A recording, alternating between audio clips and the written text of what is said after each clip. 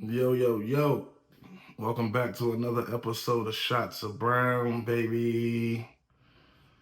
Listen, right?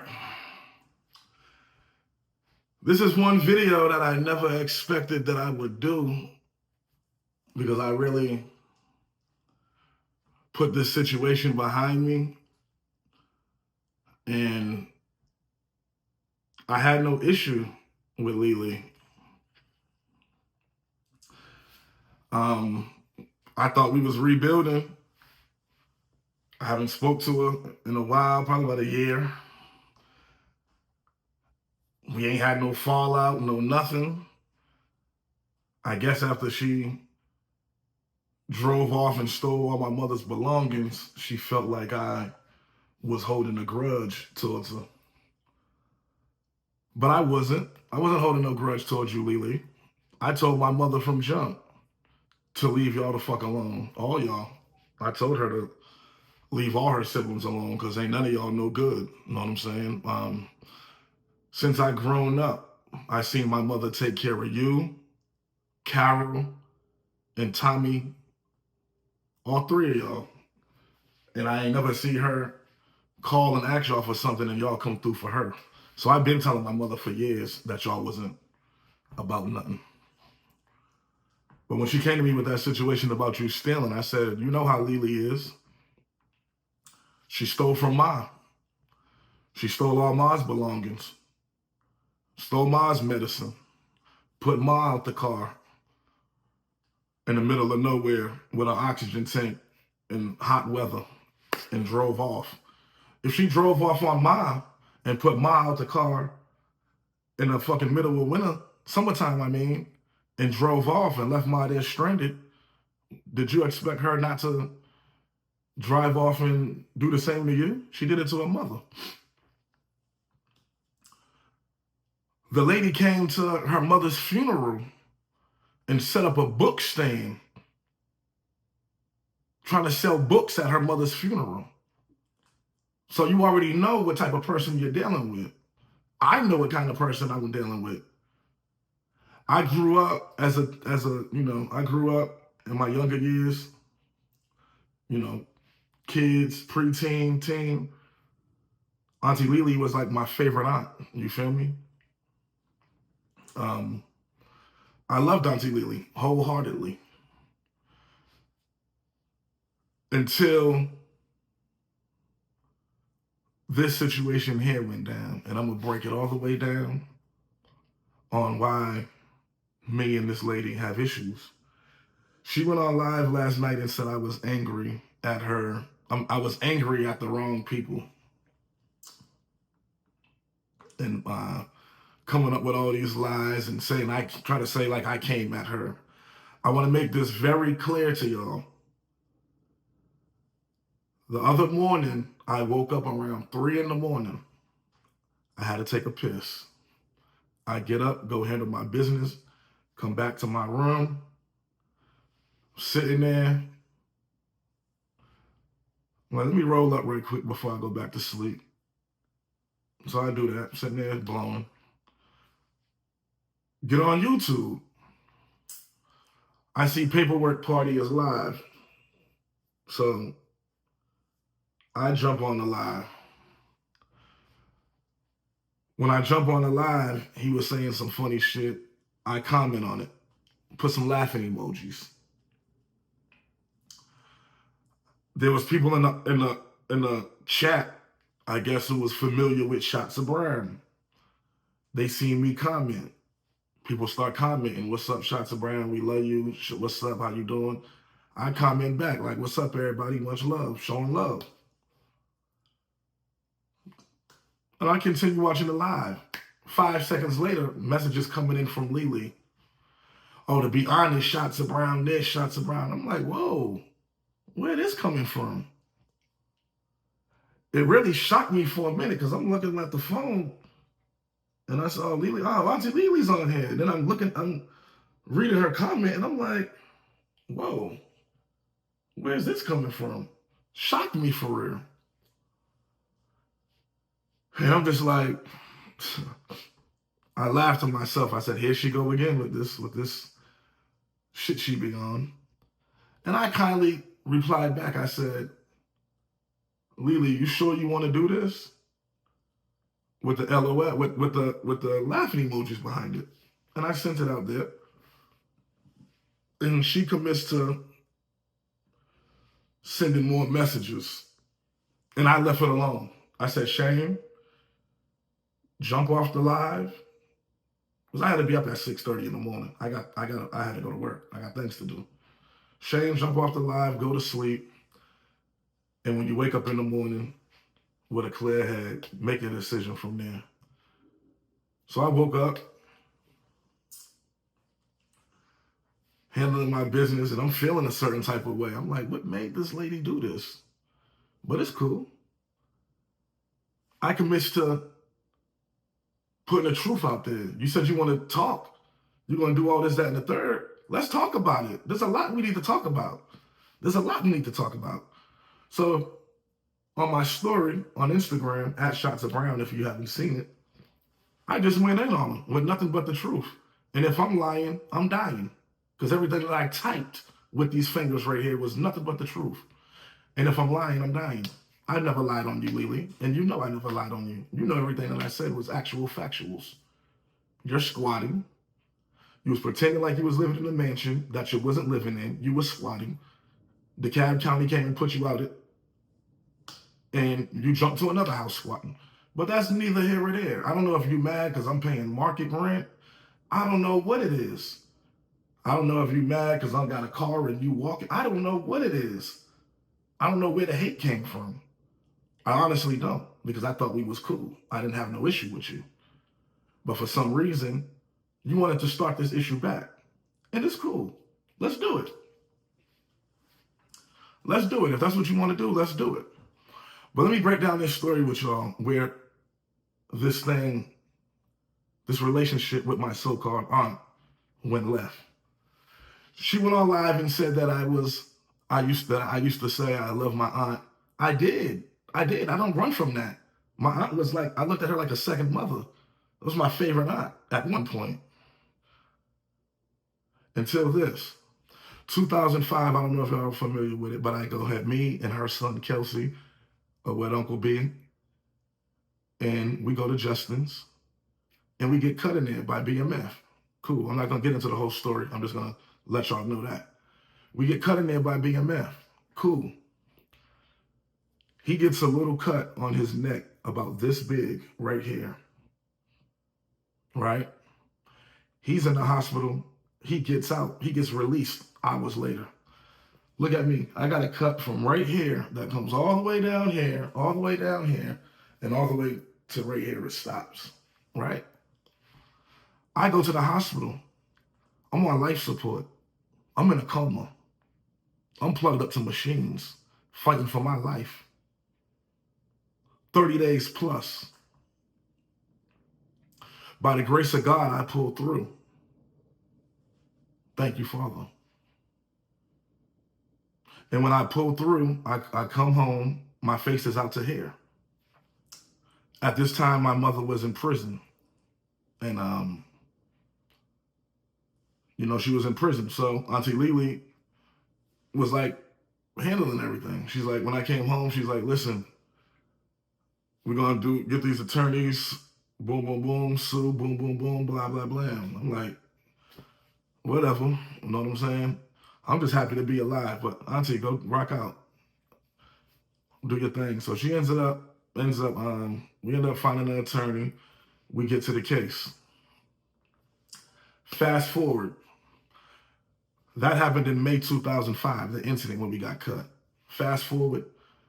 Now it's 2008, around September. August, September. We got mediation with Puffy and his attorneys, us and our attorneys. I ride with Lily and Kelsey to the office, to where the mediation was taking place. We go in there as a family. As y'all know, Auntie Lily's a Muslim. She's fully dressed down in her gown. You couldn't see nothing but this on her. The way she represented herself in that court, in that mediation room, was far from a woman of God or Allah, whatever she want to call them. We're in the courtroom, we're in the mediation room, and these people are like, and I'm going to just throw numbers out there, just to hypothetically speak. Okay, Kelsey, we offering you $40,000. Shayne, we offering you $120,000. The lawyer would come back, Shayne, they offering you this. Kelsey, they offering you this. Y'all taking it? Nah, go back and get another offer. Leolah jumps up. Why the fuck is he getting all this money? Why is he getting more money than my son? He's in fucking cahoots with the lawyers. Y'all signed another contract and he's taking my son's money. This, that, and the third. This lady is going crazy. I'm looking at her like, I'm in shock and heartbroken at the same time. Me and my cousin Kelsey was like this. I'm in cahoots and I'm taking his money, and I signed another contract with the lawyer to take his money. Everybody's confused. Her son Kelsey sitting right there next to her. He ain't saying nothing. And I'm looking at her like Auntie Leolah, what are you talking about? What's going on? What are you talking about? She yelling, screaming, going crazy in there, to the point to where the attorneys had to separate us. I came with, my mother's in prison at this time. I came with Leolah and Kelsey. They had to separate us. They put me by myself. Left them in there together. Now I'm here by myself. Know what I'm saying? I came with family, but I'm by myself. Now I'm leaving by myself. So I'm feeling fucked up. Kelsey sat there and never spoke on it. Know what I'm saying? But it was cool. But so I get in the room, make a long story short, we ended up settling right there. Kelsey, I believe he ended up settling for like $120,000, somewhere around that range. But his mother was taking out loans on this money. They took out loan after loan after loan on the money. So when it was time for him to go ahead and get his money from that, he owed the loan company $80,000. He ended up walking away with like $30,000. Right? So I don't talk to Kelsey no more after this. I don't talk to Leolah no more after this. Kelsey got his money that same day because it was so, such a small amount. I got a larger amount. It took me a few weeks, like a week or two, to get my money. And I ended up taking a loan out on my money too.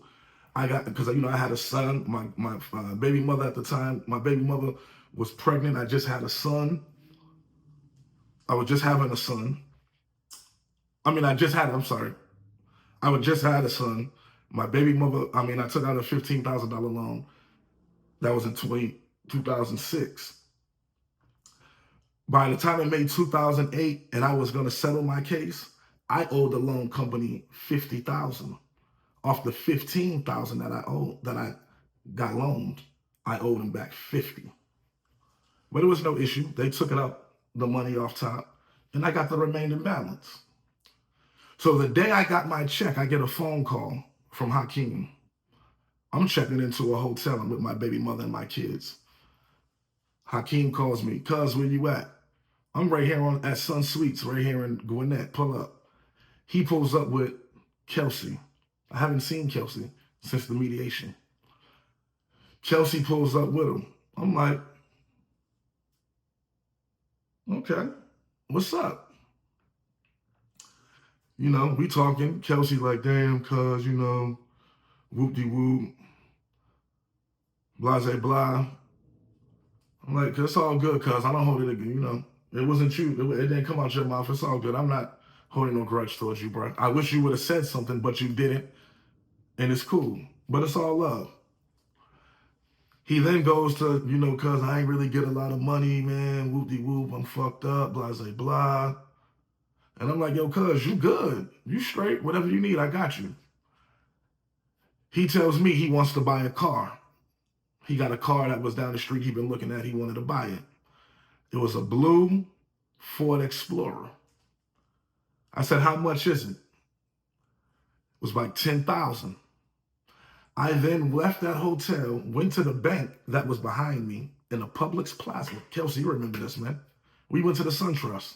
I was banking with SunTrust Bank. Went to the SunTrust. Filled out the withdrawal slip, $10,000. Withdrew the $10,000 and gave it to Kelsey. Go buy your car, cuz.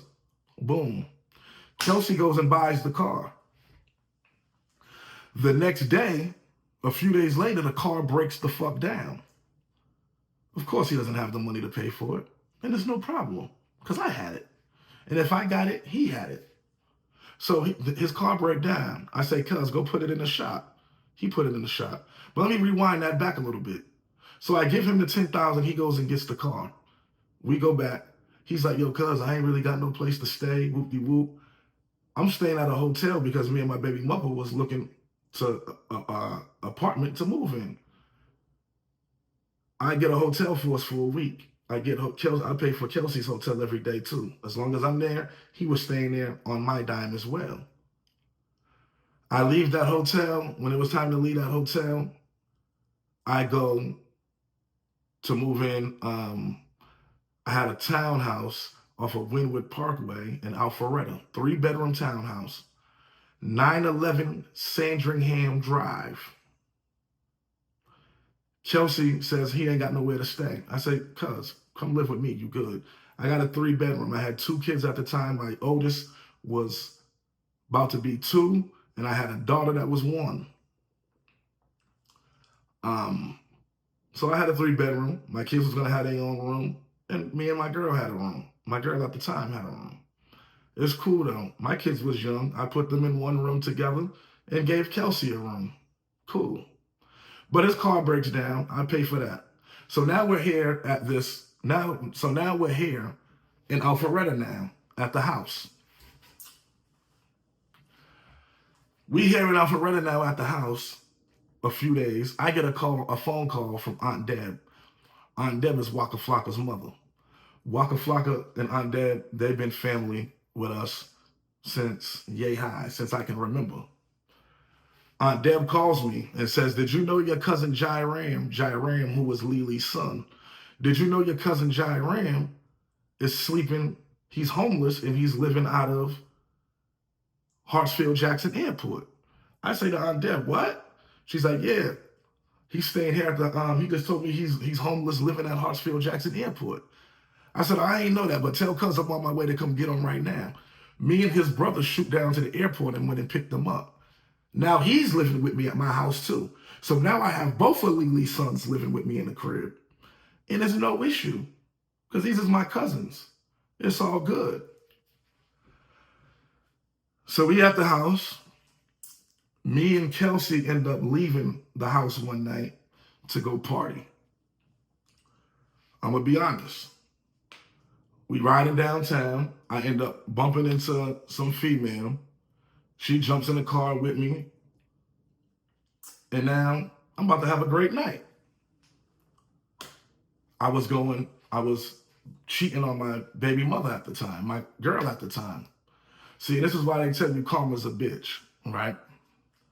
Here I am, I got her at home. I got a good woman at home. She was good then.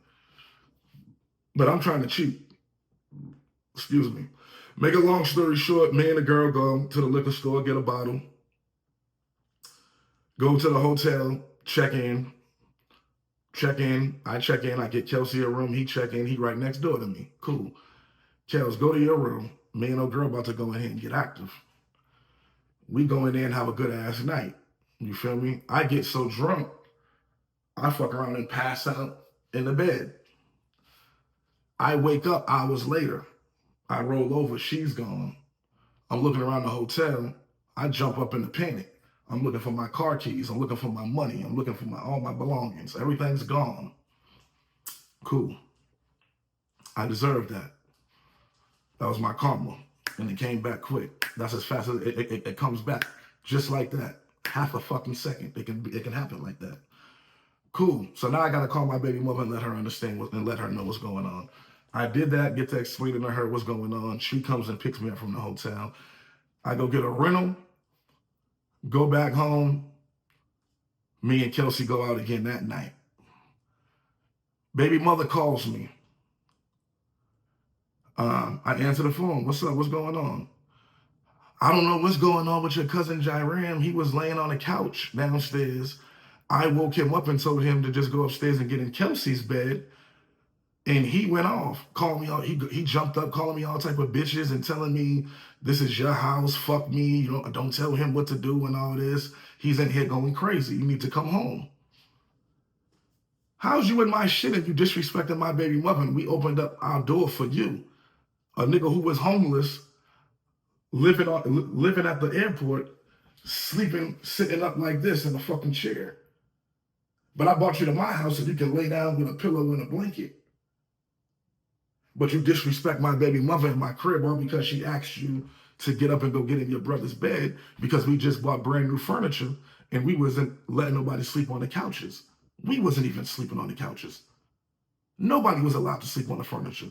If you was tired, take your ass upstairs and go to sleep. But he commits to going outside and start kicking her car. I had just bought her a brand new Acura truck, the MDX. Just bought it off the lot. Paid like $20-something thousand for that car, brand new. He goes out there and starts kicking her car. She's calling me. He's kicking my car. He's kicking my car. Don't worry about it, love. I'm right around the corner. I pull up, jump out the car, see him. He kicking the car. I gets to commit to whipping his ass in my driveway. While I'm whipping his ass in my driveway, she's in the house calling the police. I didn't know. I wouldn't have. If I would have known she was calling the police, I would have known. I wouldn't have called police. Let him take his ass whipping and then let him go about his business back to the goddamn airport and let him go back to sleeping on the goddamn benches over there. That was my plan. But she's calling the police while I'm whipping his ass. In the middle of all this, the police pull up. He gets locked up. Cool. He gets locked up. Leolah and his brother, Kelsey, now they're going crazy. Oh, why'd you get him locked up? Kelsey, you bitch ass nigga. You was just seeing the whole ordeal. Your brother was in the fucking wrong.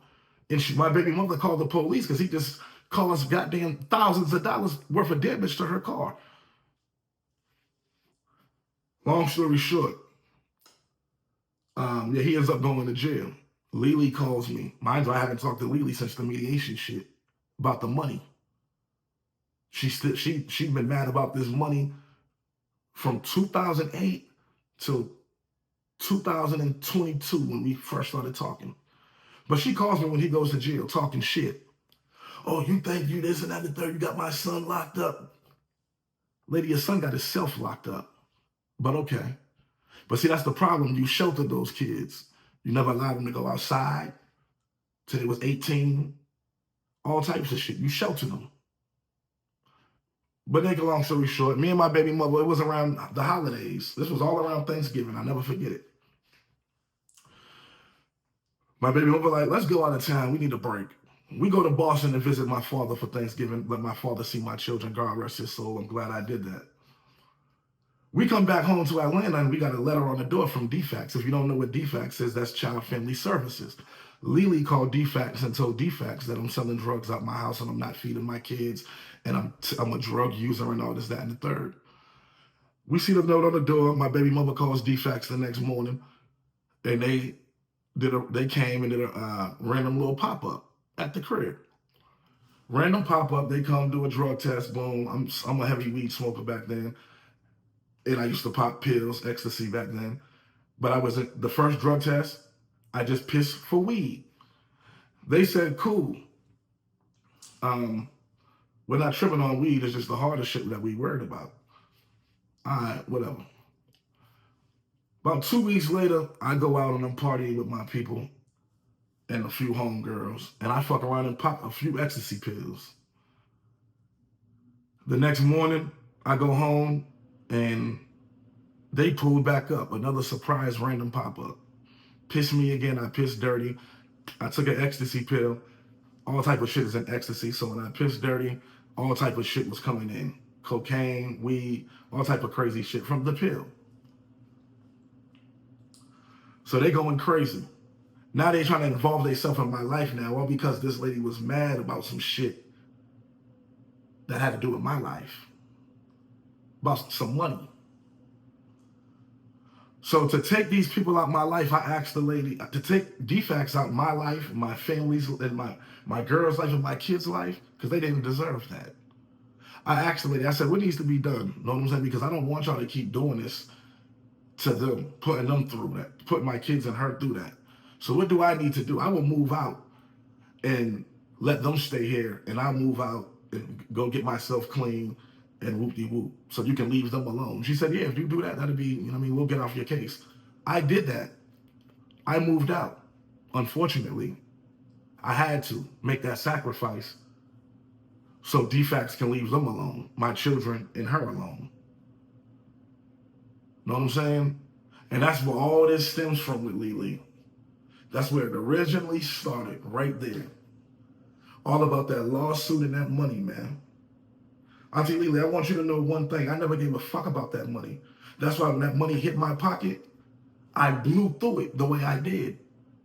Hundreds and hundreds of thousands. I blew through it in a year and a half.